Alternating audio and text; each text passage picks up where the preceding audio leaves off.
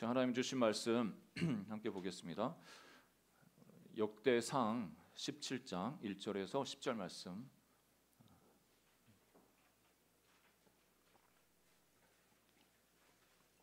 역대상 17장 1절에서 10절 말씀 교독하겠습니다. 다윗이 그의 궁전에 거주할 때에 다윗이 선지자 나단에게 이르되 나는 백향목 궁에 거주하거늘 여호와의 언약궤는 휘장 아래에 있도다. 다윗에게 이르되 하나님이 왕과 함께 계시니 마음에 있는 바를 모두 행하소서. 그 밤에 하나님의 말씀이 나단에게 임하여 이르시되 가서 내 종 다윗에게 말하기를 여호와의 말씀이 너는 내가 거할 집을 건축하지 말라. 내가 이스라엘을 애굽에서 올라오게 한 날부터 오늘까지 집에 있지 아니하고 오직 이 장막과 저 장막에 있으며 이 성막과 저 성막에 있었나니 이스라엘 무리와 더불어 가는 모든 곳에서 내가 내 백성을 먹이라고 명령한 이스라엘 어느 사사에게 나해가 말하기를 너희가 어찌하여 내 백향목 집을 건축하지 아니하였느냐고 말하였느냐 하고 또한 내 종 다윗에게 이처럼 말하라. 만군의 여호와께서 이처럼 말씀하시기를 내가 너를 목장 곧 양떼를 따라다니던 데에서 데려다가 내 백성 이스라엘의 주권자로 삼고 내가 어디로 가든지 내가 너와 함께 있어 내 모든 대적을 내 앞에서 멸하였은즉 세상에서 존귀한 자들의 이름 같은 이름을 내게 만들어 주리라. 내가 또 내 백성 이스라엘을 위하여 한 곳을 정하여 그들을 심고 그들이 그곳에 거주하면서 다시는 옮겨가지 아니하게 하며 악한 사람들에게 전과 같이 그들을 해치지 못하게 하여 전에 내가 사사에게 명령하여 내 백성 이스라엘을 다스리던 때와 같지 아니하게 하고 또 내 모든 대적으로 내게 복종하게 하리라. 또 내게 이르노니 여호와가 너를 위하여 한 왕조를 세울지라. 아멘. 어떤 통계 자료에 그러니까 한국뿐만 아니라 이제 세계에 있어서 그러니까 기독교가 이제 확장되고 이제 많이 전파되었는데 그러니까 한 나라에서 복음이 증거되고 또 많은 그리스도인들이 이제 생겨나고 그러면서 이제 그 나라 경제 수준에 따라서 그 성도들의 그 회심 그리고 수적인 성장 이런 부분들을 이제 데이터로 이렇게 뽑아봤더니 대부분 고소득이 되면 될수록 그 어떤 기독교 회심자라든지 이런 인구수가 현격히 이제 줄어드는 것을 이제 그 이야기를 합니다.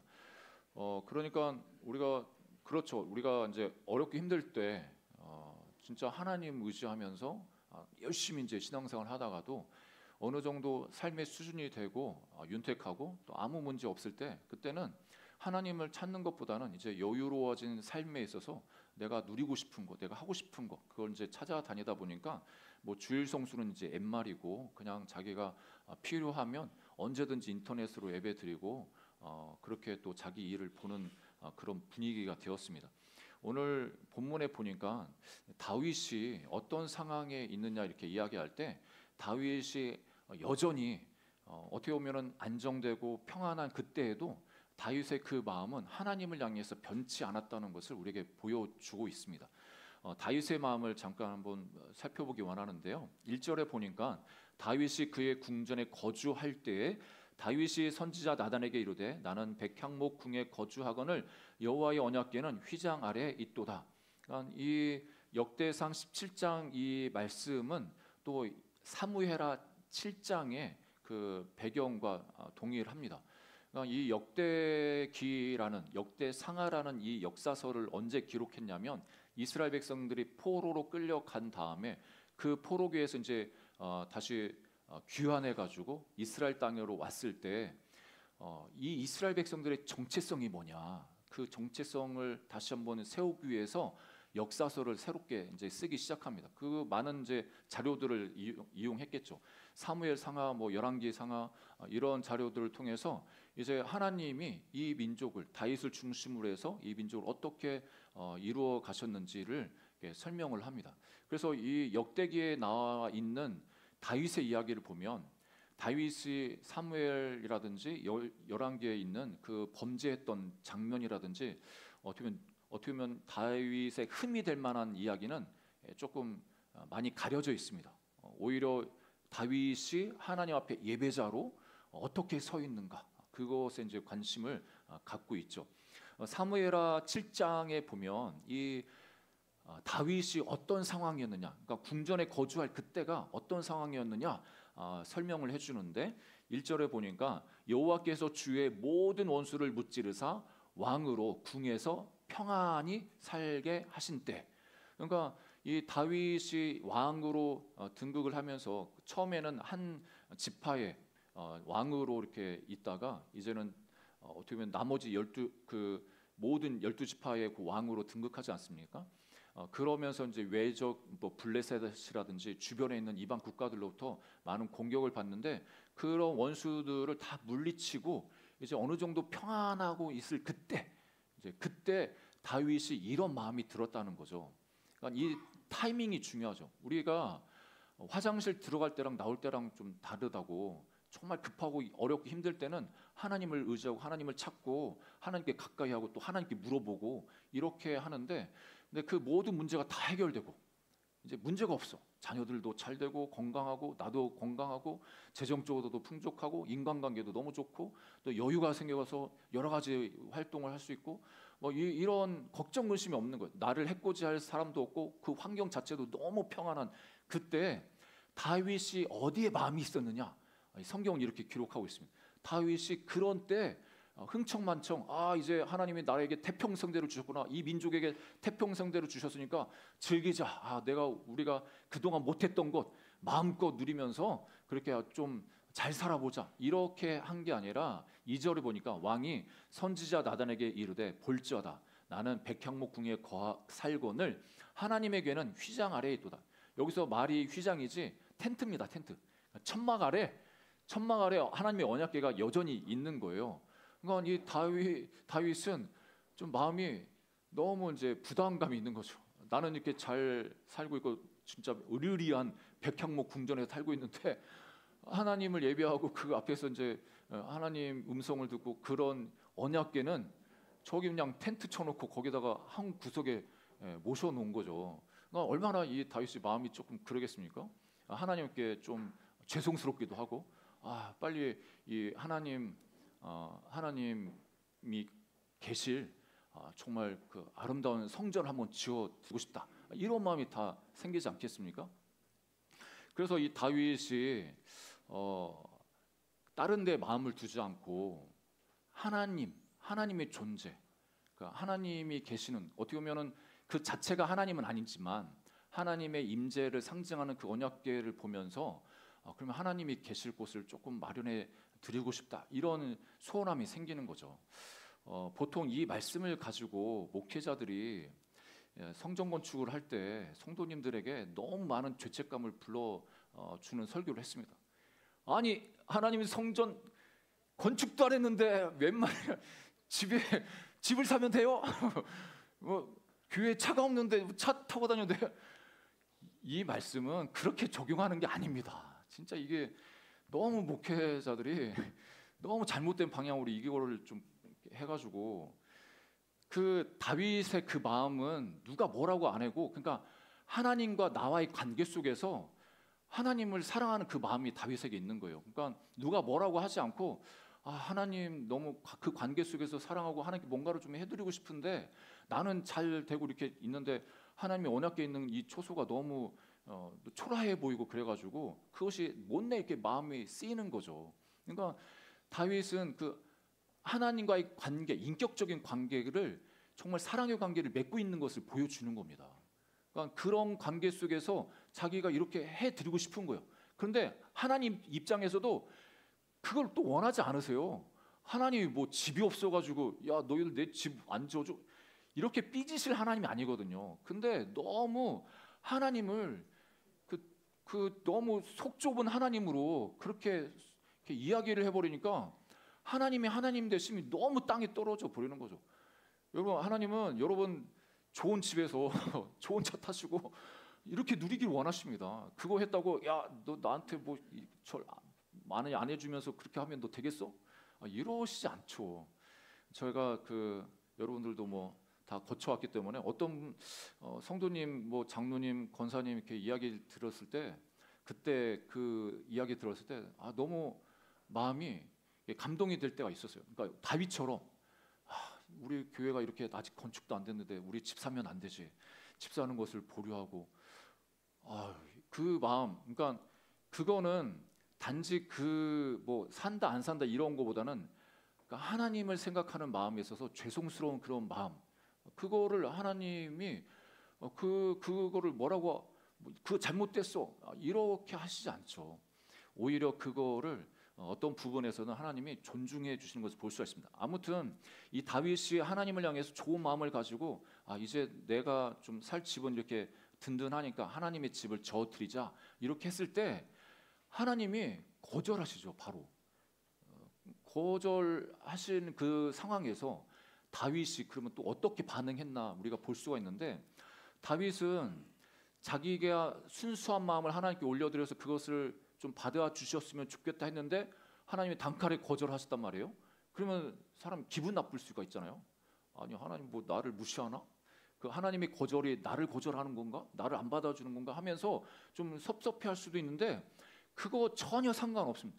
이 다윗은 그냥 내 때 아니면 다음 세대 다음 때 뭐 세워 드려야 되니까 그걸 위해서 이렇게 준비해 드리지 않습니까?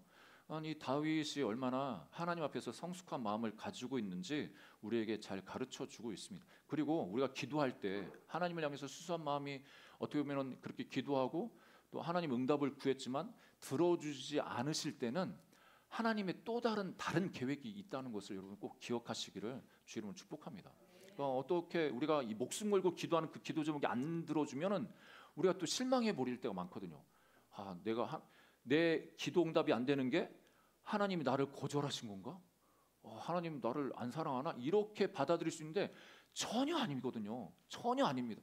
하나님은 우리에게 더 좋은 어떤 다른 뜻을 가지고 있어서 그 부분에서는 그냥 거절하실 수가 있는 거예요. 여러분 우리가 그렇지 않습니까? 우리 부모 입장에서도 자녀가 해달라는 거 다 해주는 거 아니지 않습니까? 어떤 때는 거절하지 않습니까?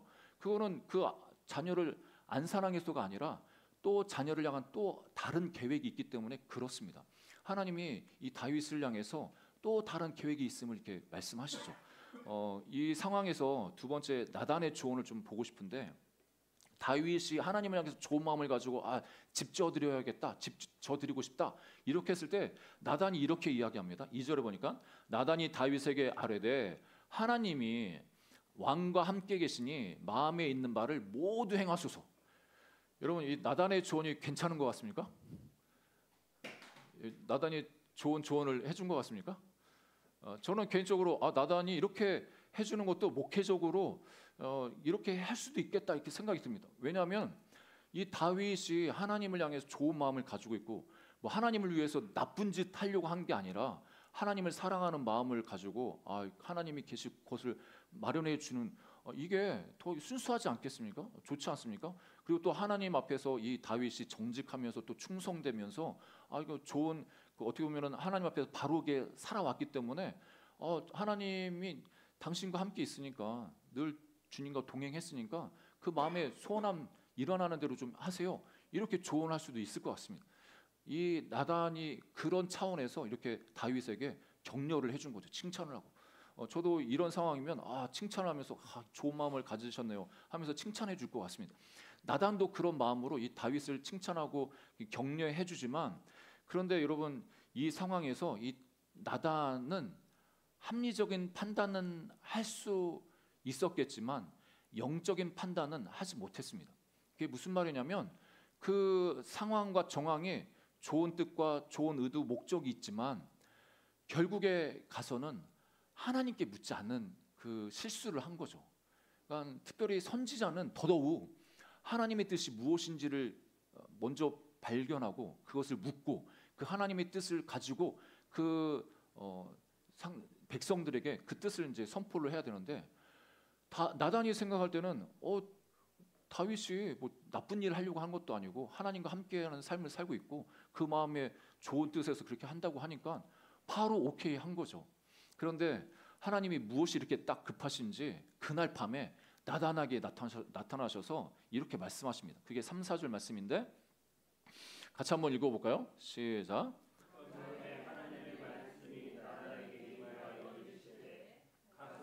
내 종 다윗에게 말하기를 여호와의 말씀이 너는 내가 거할 집을 건축하지 말라.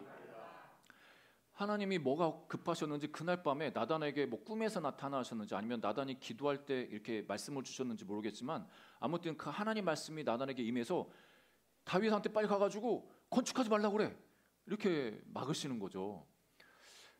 여러분이 나단 입장에 한번 대보세요. 여러분들은 정말 신령한 선지자들입니다. 하나님의 음성을 잘 들으시는 선지자들인데 누군가 여러분에게 조언을 부탁해가지고 그래? 그 좋은 뜻이네. 그래 해도 돼. 뭐 하나님 기뻐하실 거야.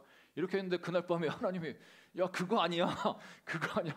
그거 내 뜻 아니야. 이렇게 할 때 보통 체면과 자기 자존심이 강하신 분은 그 하나님 말씀을 좀 무시합니다. 아니 다시 번복하면은 내가 실수한 건데 그걸 또 번복해가지고 그거 아니라고 이야기하는 게 내 체면상 이게 좀 그런데 뭐 시간이 지나가지고 내가 했던 조언이 그게 사실이 아니고 그게 잘못된 정보에 있어서 이야기한 거야. 지나가서 그것을 다시 돌이키려고 하면은 좀 용기가 필요합니다. 자기 자존심도 내려놔고 내가 그때 잘못 알았다고 그 자기를 그 잘못을 인정해야 되는 상황이기 때문에 어떻게 보면은 좀 체면이 깎일 수 있죠. 자존심도 상할 수 있죠. 그런데 그렇게 하는 게 또 하나님의 사람 아니겠습니까? 정직하게 이 나단은 바로 하나님 음성 듣자마자 수정해가지고 다윗한테 가가지고 하나님의 뜻은 이렇습니다 하면 이야기했습니다. 바로 이제 15절이 결론적으로 이렇게 이야기하는데 나단이 이 모든 말씀과 이 모든 계시대로 다윗에게 전하니라. 여러분 선지자는 자기의 권위를 자기가 지키려고 하면 그 권위가 지켜지지 않습니다. 제가 이렇게 사역을 하다 보니까 목사의 권위도 그런 것 같습니다. 내가 내 권위를 딱 지키려고 힘주고 나를 목사 대접해 주세요. 이렇게 한다고 권위 생기는 게 아니고 목사도 또 실수하지 않겠습니까? 제가 어떤 날은 설교 중에 내가 생각했던 그 단어가 사람 이름이 그게 아닌데 다른 이야기를 또 하고 지나보면 내가 왜 그랬었지? 이런 때가 또 있거든요. 그러니까 사람인지라 실수하거든요. 근데 중요한 것은 내가 실수했다. 내가 그거를 잘못 알았고 잘못 이야기했다. 이렇게 이야기할 수 있어야 그래야 그 신뢰가 되지 않겠습니까? 우리 뭐 목회자뿐만 그렇겠습니까? 여러분 가정 안에서도 부모로서 자녀들한테 이렇게 조언하고 이끌어갈 때도 뭐 부모님 실수할 수 있죠. 또 잘못할 수 있죠. 그런데 그것을 깨달았을 때 그 자녀들한테 인정을 해주는 겁니다. 내가 잘못 알았다고, 내가 실수했다고 이렇게 해야 부모로서의 권위도 올라갈 수가 있습니다. 그걸 가지고 자식이 그것을 무시하거나 그렇게 뭐라고 하지 않습니다. 안 그렇습니까? 예. 맞습니까? 예. 하나님의 권위, 이 선지자, 이 나단이라는 사람은 그런 부분에 있어서 하나님 앞에 겸손한 거죠. 자기가 계시를 받고 하는 말씀 선포하는 자로서 그때는 내가 잘못 알고 내 생각에 그렇게 이야기했는데 하나님의 뜻은 그게 아니었다 이렇게 당당하게 말할 수 있습니다. 세 번째는 이 하나님의 본심을 좀 보기 원하는데 여러분 다윗이 성전을 짓고 싶었고 지으려고 했을 때 하나님이 하지 마라고 이렇게 하지 않습니까? 그것을 거절하시고 반대를 하셨는데 그 반대 속에 숨겨져 있는 하나님의 마음이 무언가, 하나님 본심은 뭔가, 왜 그렇게 하셨나, 하나님의 그 의도가 있지 않겠습니까? 그 의도 속에는 이 다윗 시대뿐만 아니라 이 시대까지 영향을 미칠 수 있는 다윗의 언약, 엄청난 그 말씀을 주시고자 이렇게 하신 것을 볼 수가 있습니다. 1차적으로 다윗이 하나님을 향해서 좋은 마음 품은 거에 대해서는 하나님도 인정해 주시면서 어떻게 보면은 칭찬 비슷한 그 말씀을 하십니다. 그 장면이 역대하 6장 7절 8절인데 이 말씀은 어떤 맥락이냐면 솔로몬이 자기 아버지 때를 회상하면서 하나님이 자기 아버지에게 이렇게 건축하지 말라고 했는데 그때 하나님이 어떤 마음이었는지 살짝 이렇게 이야기를 해줍니다. 7절 8절을 보니까 내 아버지 다윗이 이스라엘의 하나님 여호와의 이름을 위하여 성전을 건축할 마음이 있었더니 여호와께서 내 아버지 다윗에게 이르시되 네가 내 이름을 위하여 성전을 건축할 마음이 있으니 이 마음이 내게 있는 것이 좋도다. 그러니까 그 마음을 받아주신 거죠. 하나님이 그래 네가 나를 생각하는 그 마음은 너무 좋아, 괜찮아. 하나님도 그 마음을 좀 좋아하시는 것 같아요. 그 마음이 좋도다 이렇게 표현하신 걸 보면 하나님도 그 다윗의 마음을 알아주신 거죠. 그런데 네 때는 아니야. 그런데 너 때는 아니야.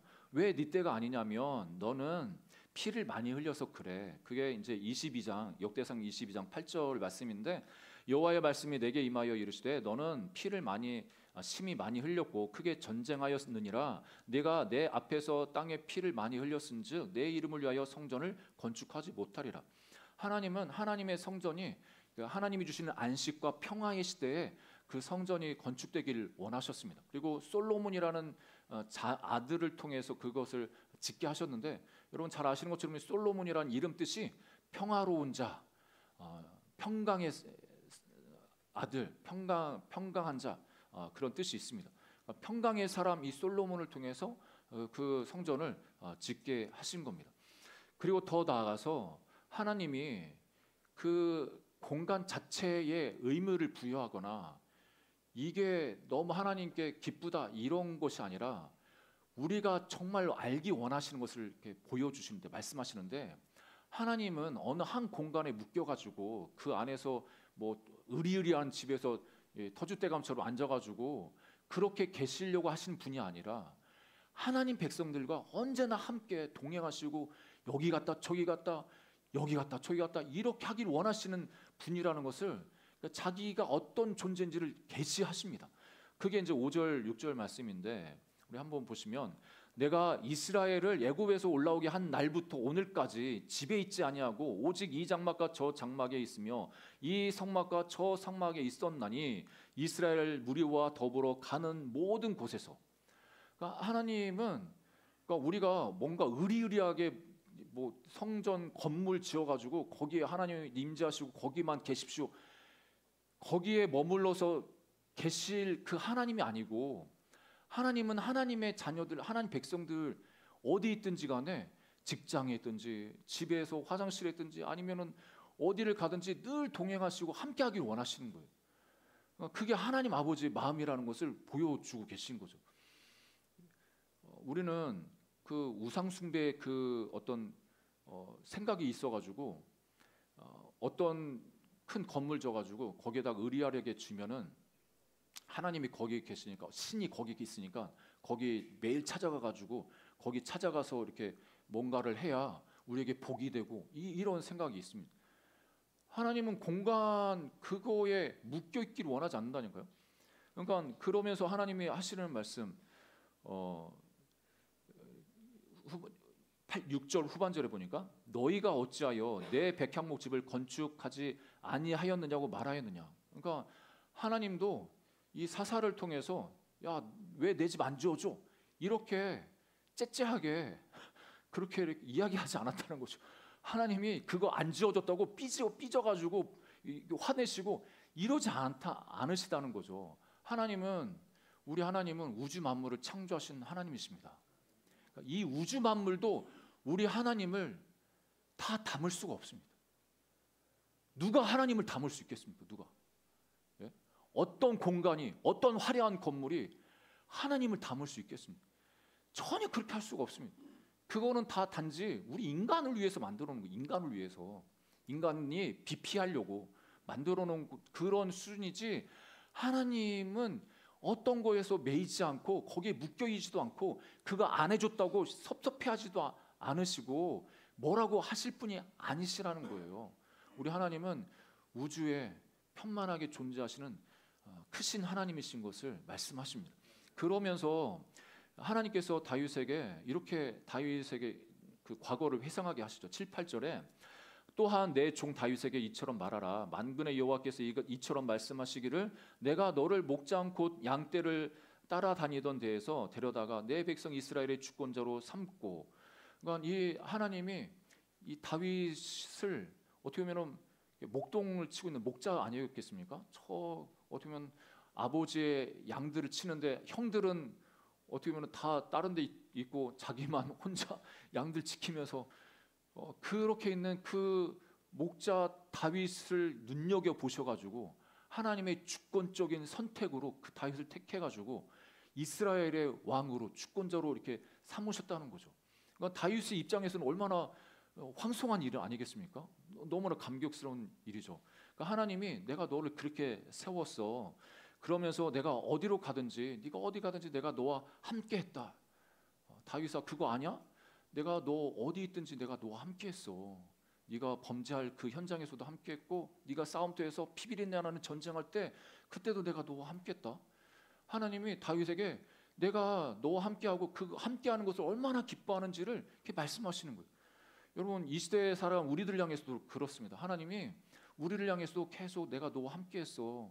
너 그때 그 사고 났을 때 사람들은 모르지만 내가 너와 함께했어. 우리는 그렇게 생각하죠. 왜 하나님 개입하셔가지고 좀 그 사건을 막아주시거나 그 상황을 좀 못면하게 해주시지 왜 관여 안 하시고 그랬어요.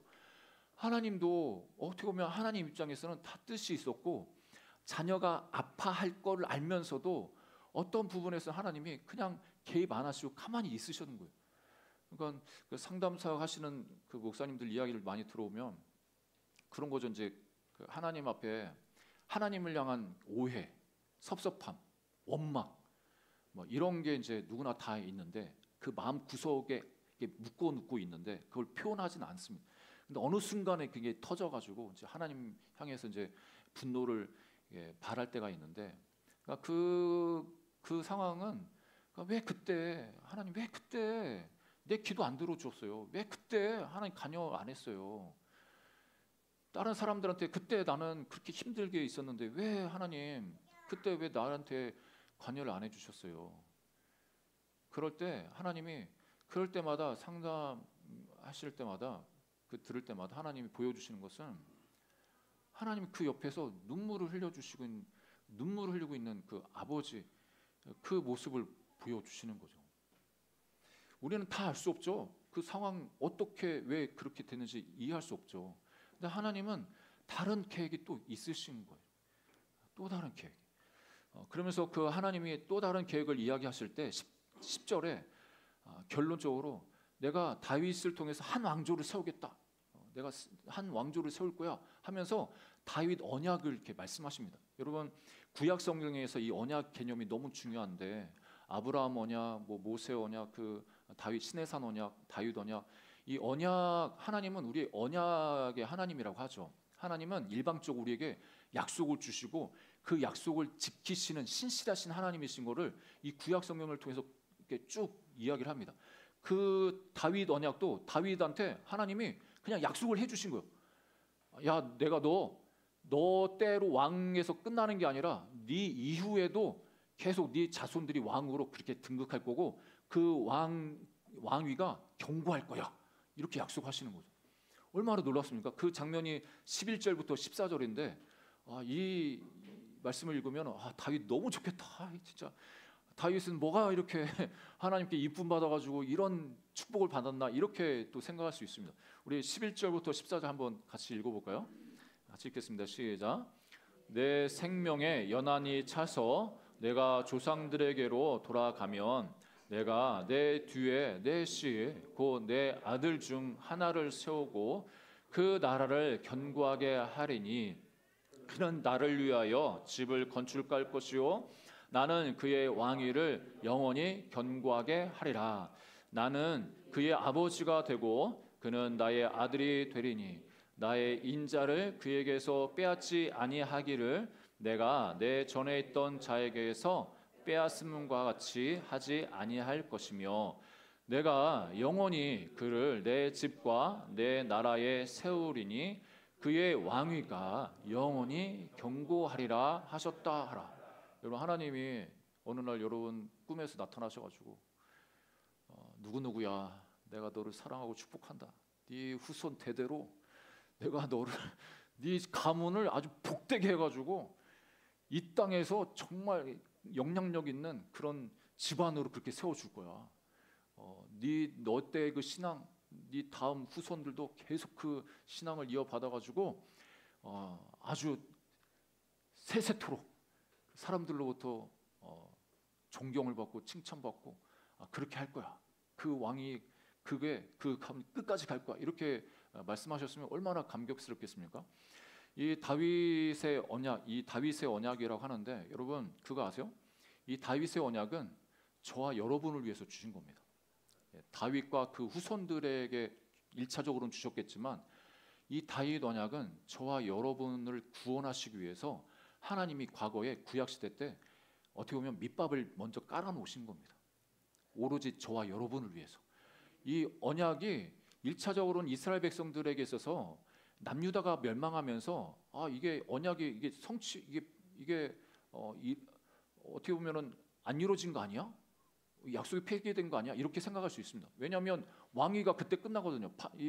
586년에 예루살렘이 멸망하지 않습니까? 그러니까 뭐 왕들도 다 끌려가가지고 그걸로 끝난 거 아니야? 이렇게 생각할 수 있지만 그 후손들이 살아서 다시 왕으로 복귀해서 이스라엘에 다시 귀국하죠. 그러면서 그 자손들 이어서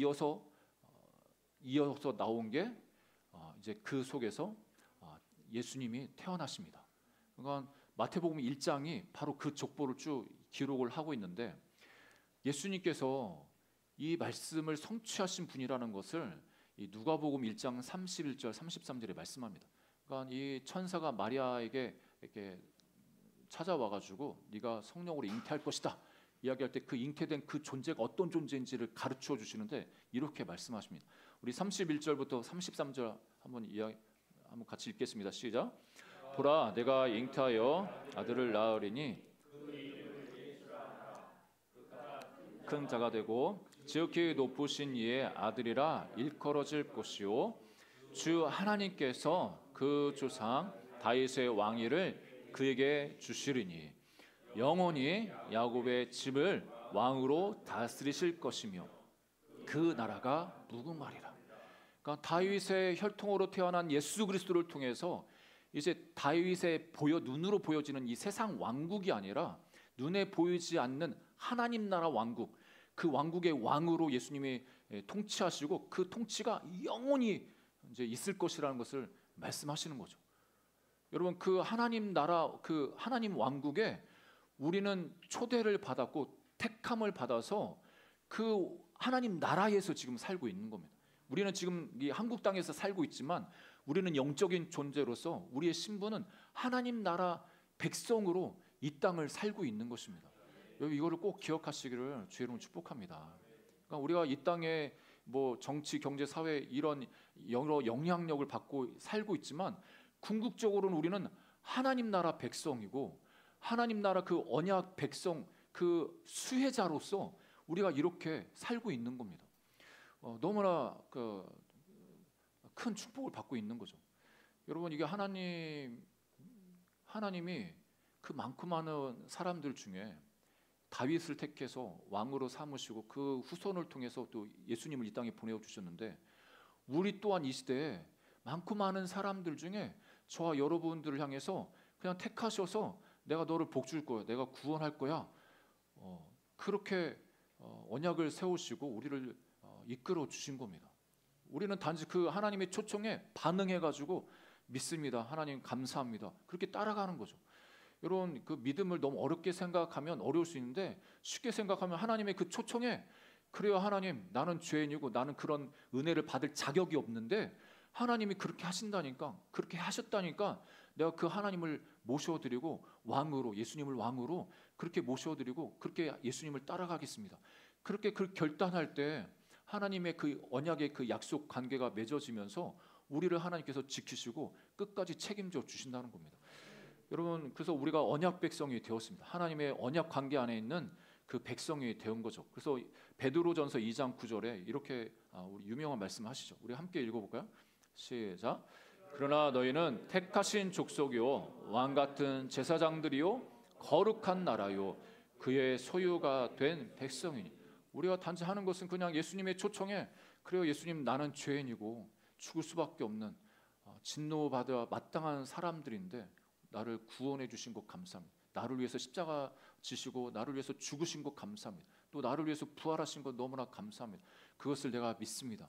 그런 그 믿음의 고백을 통해서 하나님과의 그 언약 백성이 되게 하셔서 그 언약 아래 하나님이 주시는 그 은혜를 누리게 하시는 겁니다.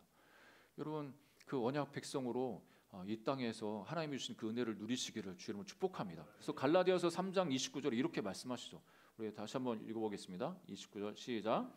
너희가 그리스도의 것이면 곧 아브라함의 자손이요 약속대로 유업을 이을 자니라. 그러니까 그리스도의 것이다. 그러니까 그리스도께 속한 자, 그리스도를 믿는 자, 그리스도를 따르는 자, 이거를 이야기하는 겁니다.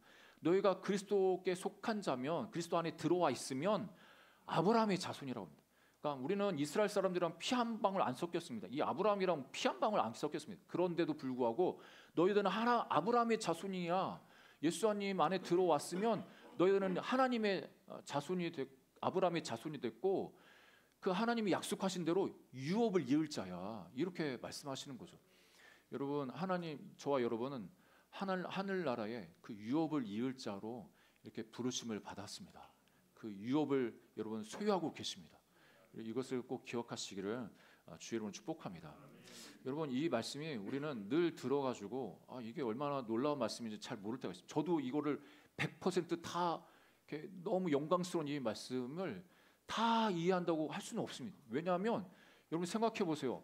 저와 여러분들을 선택해서 하나님 자녀 삼아 주시기 위해서 단지 몇천 년 전부터 이 다윗이라는 또 아니 그 전에 아브라함이라는 사람을 택해가지고 우리는 생각할 때 그 아브라함은 좋겠지, 다윗은 좋겠지 이렇게 생각할 수 있는데 그 사람들을 택해서 언약을 맺으신 그 하나님은 결국엔 우리가 그 언약의 수혜자로 은혜 받은 자로 그것을 누리도록 그렇게 우리를 택하셔서 불러주신 겁니다.